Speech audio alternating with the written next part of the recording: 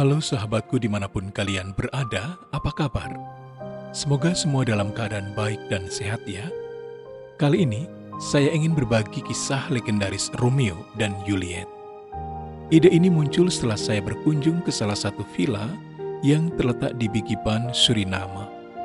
Dalam villa tersebut, di salah satu sudut ada dua patung yang dipesan khusus dari Bali, Indonesia.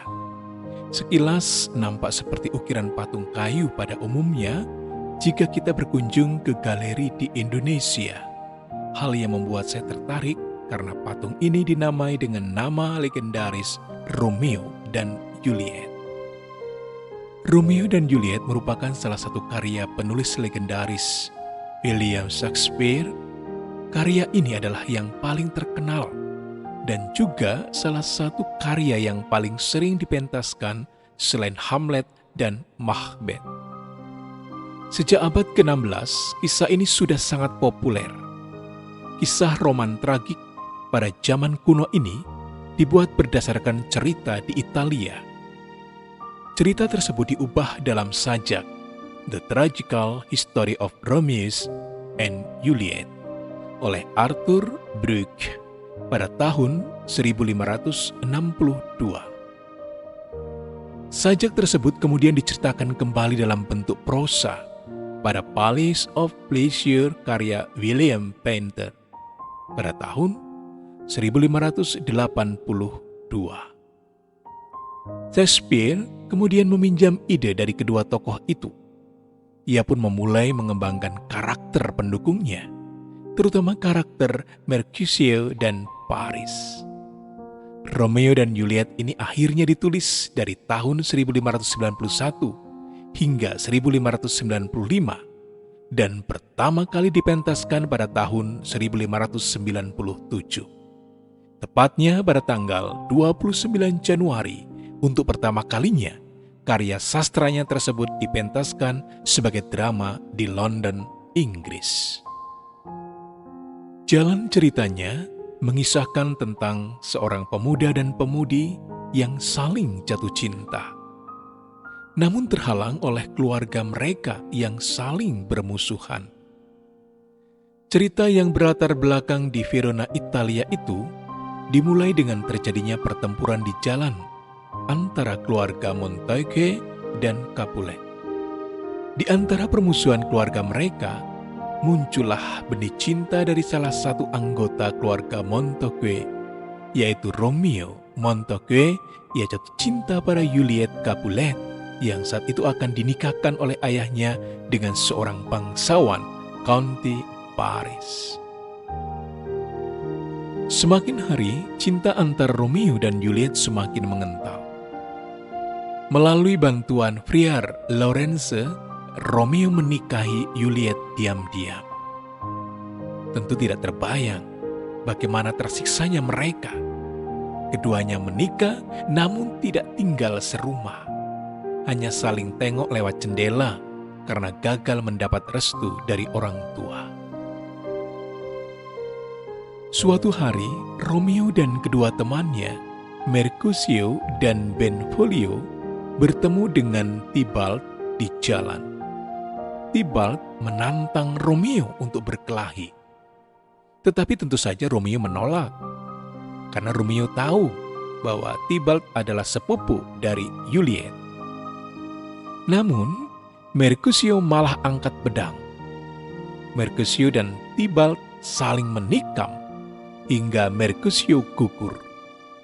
Romeo yang tidak terima sahabatnya dibunuh, kemudian ia pun membunuh Tybalt dengan hilaf.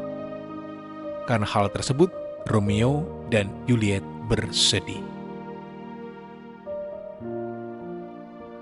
Lord Capulet mengira bahwa Juliet sedih karena sepupunya Tybalt meninggal. Padahal bukan.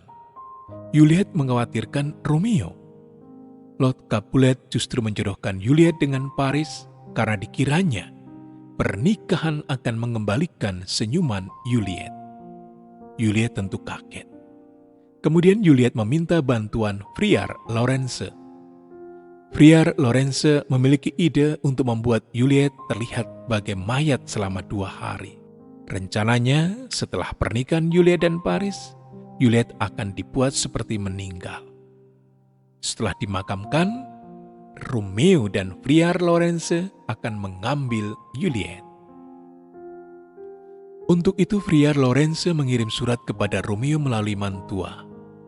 Tetapi sebelum suratnya terkirim, Romeo justru sudah mendengar kabar bahwa Juliet meninggal.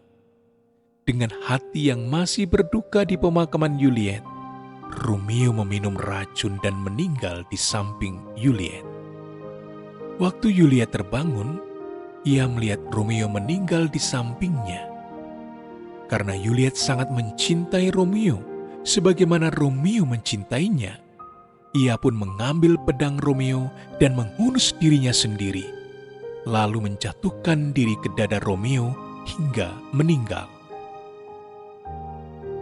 Itulah kisah Romeo dan Juliet, tragis dan mengharukan.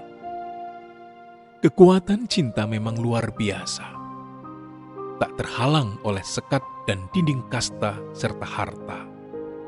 Karena cinta Romeo dan Juliet tumbuh dari hati yang bersemi, dari kedalaman hati yang saling mencintai dengan sepenuh hati, tanpa syarat dan kepentingan terselubung.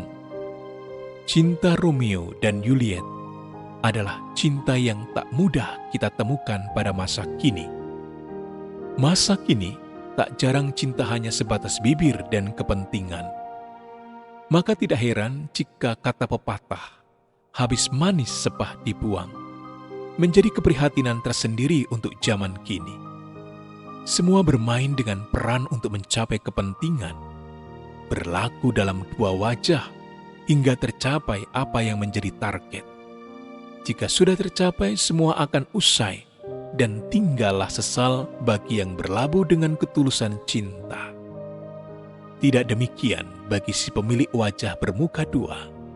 Dia akan tertawa terbahak dalam hatinya, karena ia telah mencapai apa yang menjadi targetnya, dan akan beralih pada orang lainnya dan lainnya, sampai dia katakan lelah dan cukup.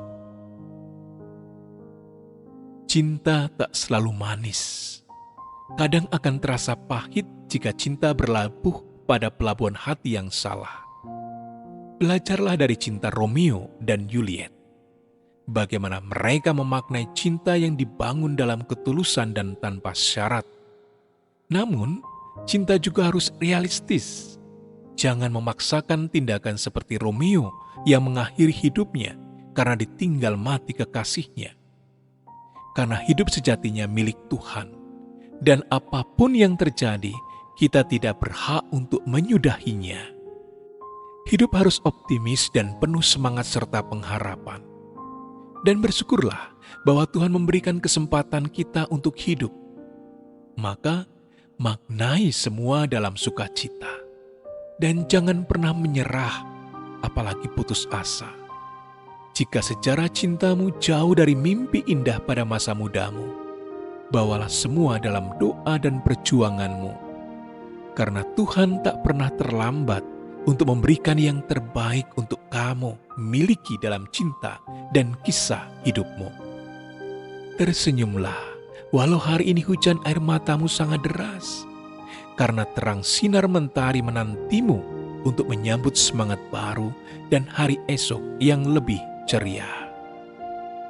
Dari Bikipan Suriname, senyum tulus Romeo dan Juliet, semoga memberimu asa baru untuk menyambut cinta, bukan dalam kepalsuan, namun dalam ketulusan untuk saling mencinta tanpa syarat dan kepura-puraan.